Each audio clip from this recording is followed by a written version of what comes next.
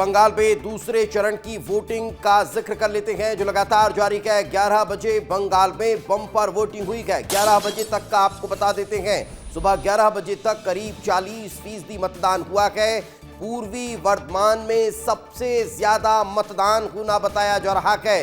पूर्वी वर्धमान में करीब 45% वोटिंग हो चुकी है। तो सुबह से जो मतदाता हैं वो अपने अपने घरों से निकल चुके थे।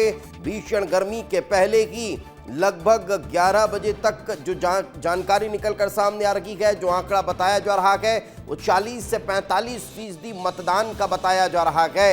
यही कारण है कि अब देर शाम तक जब मतदान चलेगा तो समझिए कि जो वोटिंग परसेंटेज है वो बहुत ज्यादा हाई रहने वाला है। पिछले चुनाव में यानी पहले चरण में जिस तरह की परिस्थितियां थी ठीक वैसी ही इस दूसरे चरण में भी नजर आ रही है। लेकिन एक और बड़ी खबर आपको बता रहे हैं। हुगली में टीएमसी और आईएसएफ कार्यकर्ताओं के बीच आपस में झड़प देखने को मिल रही है। टीएमसी और आईएसएफ कार्यकर्ताओं के बीच मारपीट का मामला सामने आया है। खानकुल में बूथ पर दोनों पार्टियों के बीच मारपीट हो गई है। नकली पोलिंग एजेंट यहां पर नियुक्त करने के चलते तनाव बढ़ता हुआ नजर आया है। तो ये तस्वीरें आप देखिए, जो सुरक्षा बल है उसने मोर्चा संभाल लिया था, तभी यहां समय रहते स्थितियों को काबू किया गया। ये बड़ी जानकारी इस वक्त आपको दे रहे हैं। इसी बीच एक और बड़ी खबर आपको बता रहे हैं। हावड़ा के वाली में 3 बूथ पर ईवीएम खराब हो चुकी है। ईवीएम में तकनीकी खराबी को लेकर हंगामा नजर आ रहा है। ईवीएम में खराबी के बाद लोगों ने हंगामा किया है। सीआरपीएफ जवानों ने 2 लोगों को हिरासत में ले लिया है। बड़ी जानकारी आपको दे रहे हैं। बंगाल विधानसभा चुनाव के दूसरे चरण का मतदान लगातार जारी है और यही कारण है कि यहां फिलहाल जो स्थितियां हैं वो अंडर कंट्रोल नजर आती है। एक और बड़ी जानकारी मिल रही है। दक्षिण 24 परगना में बीजेपी प्रत्याशी पर हमला कर दिया गया है।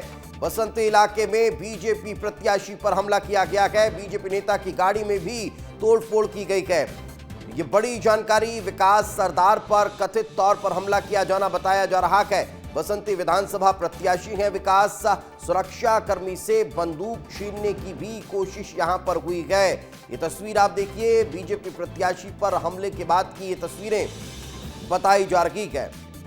लेकिन पश्चिम बंगाल के इस चुनाव को लेकर लगातार एक के बाद एक का हलचल बताई जा रही है। पश्चिम बंगाल के नदिया में वोटिंग के दौरान हिंसा भड़क गई है।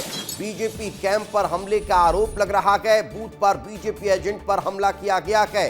बीजेपी एजेंट का टीएमसी पर हमले का आरोप है। तो ये तस्वीरें भी आपके टेलीविजन स्क्रीन पर है। बीजेपी के जो एजेंट हैं, बूथ एजेंट हैं, वे अब अस्पताल में भर्ती बताए जा रहे हैं। पिछली बार भी आपने देखा था कि किस तरह से बीजेपी प्रत्याशी पर हमला कर दिया गया था। दौड़ा कर उन्हें मारने की कोशिश की गई थी। और अब ये एक और तस्वीर बंगाल से निकलकर सामने आ रही है। हालांकि बंगाल की परिपाटी रही है। टीएमसी के गुंडे इसी तरह से हमला करते रहते हैं और एक बार फिर यही तस्वीर निकलकर सामने आई है, जहां बीजेपी के बूथ एजेंट पर हमला किया गया है। उन्हें लहूलुहान कर दिया है। खून से लथपथ अब अस्पताल में उनका इलाज चल रहा है। इस वक्त हमारे सहयोगी अमृत तिवारी हमारे साथ जुड़े हुए हैं, उन्हीं से बातचीत करते हैं। अमृत, क्या स्थितियां हैं फिलहाल बंगाल में? जिस तरह से वोटिंग परसेंटेज को लेकर जो गहमा गहमी की स्थितियां हैं वो क्या बता रही हैं? कई बार टीएमसी की तरफ से फेक वोटिंग को लेकर भी जानकारी सामने आ रही है कि भाई बहुत ज्यादा इस तरह के परिस्थितियां निर्मित हो रही है। स्थितियां क्या है फिलहाल, क्या ताजा अपडेट? दीपेश, देखिए पश्चिम बंगाल में जो चुनाव है वो काफ़ी ज़्यादा अगर देखा जाए मतदाताओं की हिस्सेदारी देखी जा रही है। मात्र 4 घंटे में 40% मतदान होना यह इशारा करता है कि लोग अपने घरों से निकल रहे हैं और मतदान को लेकर के खासा उत्साह दिखाई दे रहा है। दूसरी तरफ देखेंगे कई जगहों पे छिटपुट घटनाएं भी हिंसा की हुई हैं, जैसे कि अभी आप बता रहे थे। इसके अलावा नदिया में भी जो है बीजेपी उम्मीदवार के साथ मारपीट की गई है।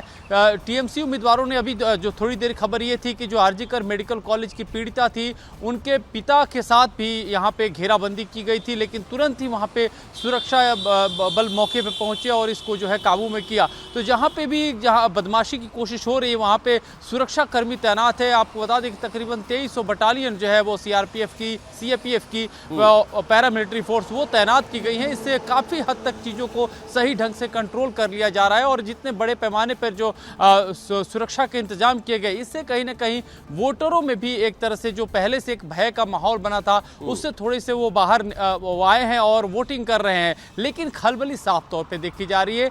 जहां भी देखिए वहां पे जो नाम आ रहा है टीएमसी के नेताओं का नाम आ रहा है, उनके समर्थकों का नाम आ रहा है। अभी चूंकि थोड़ी देर पहले ममता बनर्जी भी भवानीपुर में जब दौरा कर रही थी, एक बूथ पे उनका आमना सामना शुभेंदु अधिकारी के साथ हुआ, जो भवानीपुर से ही वो भी चुनाव लड़ रहे हैं। और यहीं पे दोनों के आमने सामने होने के बाद नारेबाजी भी हुई थी, जिसके बाद शुभेंदु अधिकारी ने आरोप लगाया कि दरअसल इतने भारी संख्या में समर्थकों के साथ घूमना मुख्यमंत्री का एक तरह से डराने का प्रयास है। तो भारतीय जनता पार्टी के उम्मीदवार और समर्थक लगातार भय का जो है एक तरह से आरोप भय का आरोप जो है वो लगाया जा रहा है और कुछ स्थितियां टीएमसी के गुंडों की तरफ से ये निर्मित भी की जा रही है। यही कारण है कि जो सिक्योरिटी फोर्सेस है वो वहां पर एक्टिव दिखाई देती है। फिलहाल बहुत बहुत शुक्रिया इस तमाम जानकारी के लिए।